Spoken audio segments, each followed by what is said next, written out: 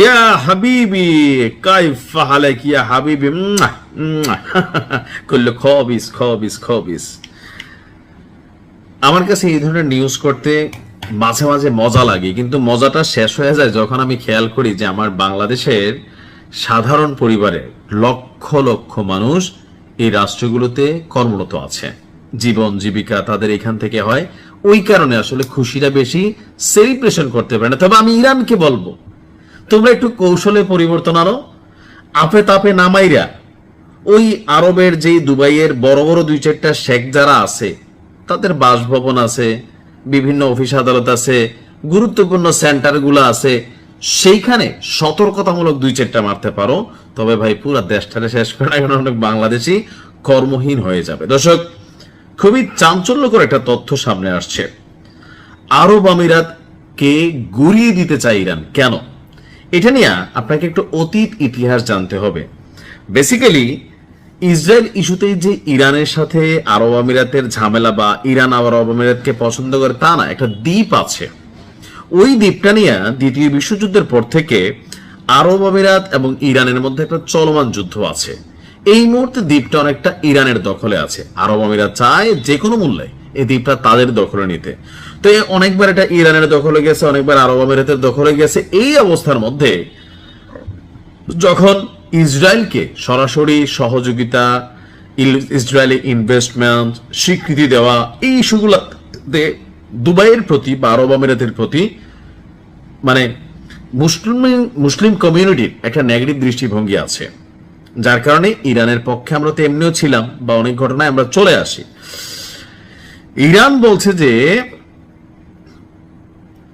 ইরানের উপর যুক্তরাষ্ট্র ইসরায়েলের আগ্রাসনের জবাবে দুবাইকে কঠোর নিশানা করবে পরিকল্পনা করছে বলে সৌদি আরব এবং ওমানকে জানিয়েছে দেশটি। অর্থাৎ ঝিকে মেরে বউকে শিখানো। আমেরিকার তো ইরান সরাসরি টাচ করতে পারবে না, তো অন্য দেশগুলোরেও এত বেশি ইফেক্টেড করার সুযোগ নেই, তবে দুবাইরে আপনার ধরা যায় বারবার। দৃশ্যত এটি আবুধাবি এবং তার প্রতিবেশী দেশগুলোর মধ্যে দূরত্ব তৈরি করার একটা পদক্ষেপ হিসেবে কেউ দেখছেন।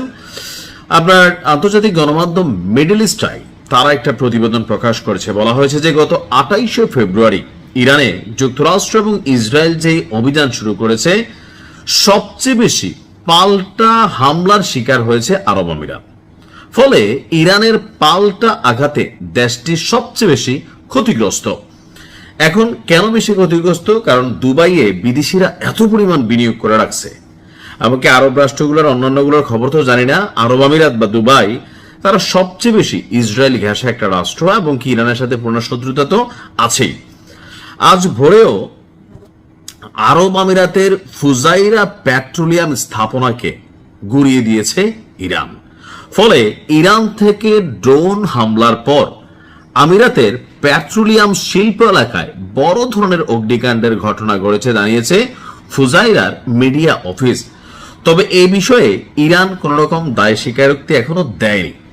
এতে আরব আমিরাত দেশগুলোর মধ্যে আরব দেশগুলোর মধ্যে আরব আমিরাতের উপর ইরানের ক্ষোভটা যে বেশি, এটা প্রকাশিত হচ্ছে। তো সবকিছু মিলিয়ে ইরানি কর্মকর্তারা সৌদি কর্মকর্তাদের জানিয়েছেন তারা আরব আমিরাতকে মাটির সাথে মিশিয়ে দেওয়ার পরিকল্পনা করেছেন। বিশেষভাবে আবুধাবির সঙ্গে রিয়াদের বিরোধের বিষয়টিও তারা আবার উল্লেখ করেছেন। অর্থাৎ আরব আমিরাত কিন্তু সৌদির সাথেও ভালো না। ইয়েমেনে একটা গ্রুপ পালে আরব আমিরাত, আর একটা গ্রুপ পালে সৌদি আরব। খেয়াল আছে তো, কিছুদিন আগে সৌদি আরব আরব আমিরাতের সমর্থনকারী যে গোষ্ঠীটা ছিল পুরাটারে ইয়েমেনে মাটির নিচে চাপাই দিছে। তো সৌদি এবং ইরানের কমন শত্রু হচ্ছে আরব আমিরাত। সেদিক থেকে ইরান আবার সৌদিকে বলতেছে, ভাই তোমাদের কাজটা আমরা করে দিচ্ছি, তোমরা কোনো টেনশন নিও না। আর এতে আপনার সৌদি ইরানের মধ্যে কিছু ভেজাল থাকলেও যে কমন শত্রুকে নিজের পয়সা তারা সাইজ করানোর যে ইস্যুটা, এখানে এসে অনেকটা পজিটিভ ভাইবের মধ্যে আছে কে? আপনার সৌদি। তো দুবাইয়ের কপালে দুঃখ আছে। আর বাংলাদেশি আমার কি বলা যায় প্রবাসী ভাইদের উদ্দেশ্যে বলবো যে দুবাইয়ের পরিস্থিতি অনেক খারাপ হবে। যদি পারেন আগে ভাগে সেখান থেকে অন্য দেশে যাওয়ার চেষ্টা করেন। দুবাই এমনিও তারা অনেক কর্মসংস্থান বা তারা ছাঁটাই করবে আমাদের অনেক কর্মজীবী ভাই যারা আছেন। তো দেখা যাক কি হয়। বাঙালিরা নিরাপদে থাকুক, সুস্থ থাকুক। ইরানকে বলবো আপে তাপে নামাইরা এরকম।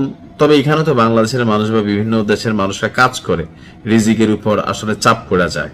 তবে দরকার হচ্ছে মানে শেখদের বাড়িগুলা চাইলে কিন্তু টেস্ট করা যেতে পারে।